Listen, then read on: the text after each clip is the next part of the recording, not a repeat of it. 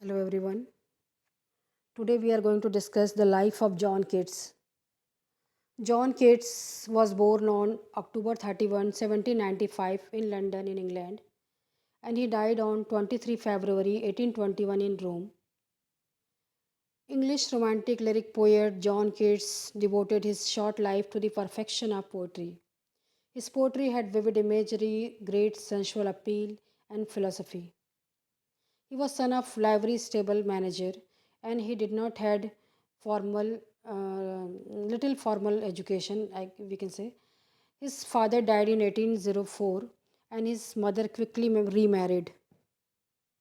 Throughout his life, Keats had a close bond with his sister Fanny and his two brothers George and Tom. After the breakup of their mother's second marriage, the Keats children lived with their widowed grandmother at Edmonton in Middlesex. John attended a school at Enfield there, 2 miles away from, and that was run by John Clark, whose son Charles Cowden Clark did much to encourage Keats' literary aspirations and ambitions. So Charles and Keats were friends. Keats began to read voraciously. After the death of Keats' mother in 1810, their grandmother put them into the charge of guardian Richard Abbey. And Abbey instigation and inspiration out of it, John Keats was apprenticed to surgeon at Edmonton in 1811. But John Keats broke off his apprenticeship and went to London to work in a hospital. Keats' literary interest has now crystallized, and after 1817, he devoted himself entirely to the poetry. From now onwards, from then until his early death, and the story of his life is largely the story of the poetry he wrote. Let's discuss about his early works. Charles Cowden Clarke had introduced the young kids to poetry of Edmund Spenser and Elizabethans, and these were his earliest models. His first mature poem is the sonnet on the first looking into Chapman's Homer. It was written in 1816, which was inspired by his excited reading of George Chapman's classic 17th century translation of Iliad and Odysseus. Then Clark also introduced Keats to journalists and contemporary poets Leigh Hunt, and Keats made friends with Hunt's circle, with young poet John Hamilton Reynolds, with painter Benjamin Hayden. Keats' first book poems were published in March 1817 and was written in largely under the Hunt influence. The most interesting poem in this volume was Sleep and Poetry. In 1817, Keats left London briefly for a trip to Isle of Wight and Canterbury and began work on Endymion, his first long poem. On his return to London, he moved into lodging in Hampstead with his brothers. Endymions appeared in 1818. The poem narrates a version of the Greeks' legend of love of moon goddesses for Endymion, a mortal shepherd. Then personal crisis begins in Keats' life. In the summer of 1818, Keats went on a walking tour in Lake District, Northfield, England, and Scotland with his friend Charles Brown. And his exposure and overexertion on that trip brought on the first symptom of the tuberculosis of which he was to die. Tuberculosis was in his family. His mother died of tuberculosis, his brother died, and now it's Keats' turn. On his return to London, a brutal criticism of his early poems appeared in Blackwood magazine, and it followed by the similar attack on Adamians in quarterly reviews. So he was strongly criticized by this critics from Blackwood magazines and quarterly review, and this criticism highly affected Keats' emotions and poetry also. But somehow he resolved to keep on writing poetry. There were family troubles also. Kid's brother Tom had been suffering from tuberculosis for some time, and in the autumn of 1818, the poet nursed him, and he breathed last. About the same time, he met Fanny Brown, a near neighbor in Hampstead, with whom he soon fell hopelessly and tragically in love. The relation with Fanny had an instinctive effect on Kate's development. She seems to have been an unexceptional young woman. After Tom's death, George had already gone to America. Keats moved into Wentworth Place with Brown, and April 1819, Fanny Brown and her mother became his next door neighbors. So Fanny and Keats were now neighbors. About October 1819, Keats became engaged to Fanny. The year 1819, Keats had written Isabella, an adaptation of the story of the pot of basil in Boccaccio Decameron. In 1817 to 18, soon after the completion of Endymion, and again he was dissatisfied with this work. It was during the year 1819 that all his greatest poetry was written. Lamina, the Eve of St. Agnes, the Great Ode, on Indolence, on Grecian urn, to Psyche, to Nightingale, on Melancholy, and to the Ottoman. And the two version of Hyperion. This poetry was composed under the strain of illness and his growing love for Brownie, Fanny Brownie. And it is astonishing body of work marked by careful and considered development, technical, emotional, and intellectual.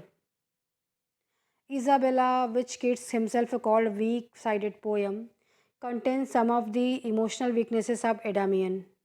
But the Eve of St. Agnes may be considered the perfect culmination of Keats' earlier poetic style. Written in the first flush of his meeting with Fanny Brown, the Eve of St. Agnes conveys an atmosphere of passion and excitement in its description and of the development of pair of youthful lovers. Written in Spenser and stanza, the poem presents its theme with unrivaled delicacy. Now, Lamina. Lamina is another narrative poem and is deliberate attempt to reform some of the weaknesses of Endymion. The ode are Keats' most distinctive poetic achievement. Keats has written six famous odes, and these are considered very great in poetry. All the odes of Keats were composed between March and June 1819. This subject was forced upon Keats by painful death of his brother and his own falling health, and the ode highlights his struggle for self-awareness and certainly through the liberating power of his imagination. In the ode to Nightingale, a visionary happiness is being with the nightingale and its songs. Nightingale songs is contrasted with the dead weight of human grief and sickness and the transience of youth and beauty. This feeling strongly brought home to Keats in recent month by his brother's death. The song of the nightingale is seen as a symbol of art that outlasts the individual's mortal life. The theme is taken to some other height in Ode on Grecian Urn. The figure of the lovers depicted in the Greek urn become for him the symbol of the permanent but the unconsummated passion. Keats conclude with these lines: Beauty is truth, truth beauty. That is all you know on earth and all you know need to know. The Ode on Melancholy recognizes that sadness is the inevitable concomitant of human passion and happiness, and that the transience of joy and desire is an inevitable aspect of the natural process. But the rich, slow movement of this and other odes suggests an enjoyment of such intensity and depth that it makes the moment eternal. To the Ottoman is essentially the record of such an experience.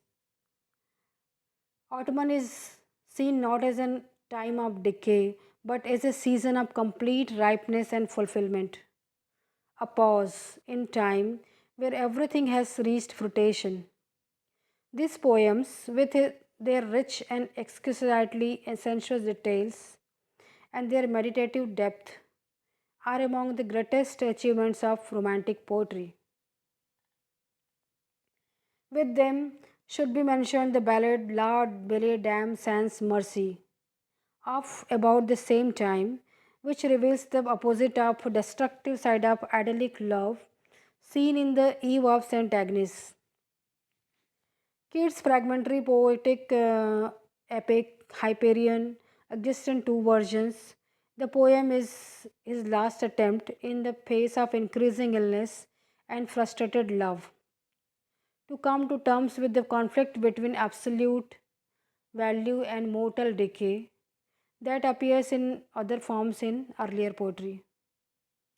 Keats could not advance any further in this direction and he had to leave writing Hyperion. And so Hyperion is an unfinished poem. The poems Isabella, Lamina, The Eve of St. Agnes, and Hyperion and the Odes were all published in famous 1820 volumes. The one that gives the true measures of his power. It appeared in July, by which time Keats was evidently doomed. He had been increasingly ill throughout 1819, and by the beginning of the 1820, the evidences of tuberculosis was clear. He realized that it was his death warrant, and from that time, sustained work became impossible. His friend Brown, Hunt, Fanny Brownie, and her mother nursed him tirelessly through the years. Percy by Shelley, hearing of this his condition, wrote offering him hospitality in Pisa, but Keats did not accept the offer. When Keats was ordered south for winter, Joseph Servan, his friend, undertook to accompany him to Rome. They sailed in September 1820, and from Naples they went to Rome, where early in December Keats had a deterioration. Faithfully tended by servant to the last, he died in Rome.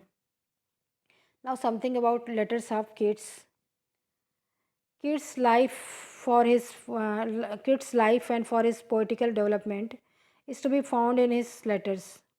This correspondence with his brothers and sister and with close friends and with Fanny Brownie gives the most intimate picture of the admirable integrity of Keats' personal character. Letters enables the reader to follow closely the development of his thought process about poetry. Now about reputation of John Keats. John Keats' reputation grew steadily throughout the 19th century, though as late as the 1840s, the pre-Raphaelite painter William Holman's Hunt could refer to him as this little-known poet. Keats' influence is found everywhere in the decorative romantic verses of the Victorian age, from the early work of Alfred Lord Tennyson onwards. His general emotional temper and the minute delicacy of his natural observation were greatly admired by the pre-Raphaelites, who, who both echoed his poetry in their own and illustrated in their paintings also. In 20th century, um, in 20th century, it realizes the full range of technical and the intellectual achievement. So this was a great life of John Keats. Hope you like this video. And if so, please press the like button and subscribe to my channel. Thank you.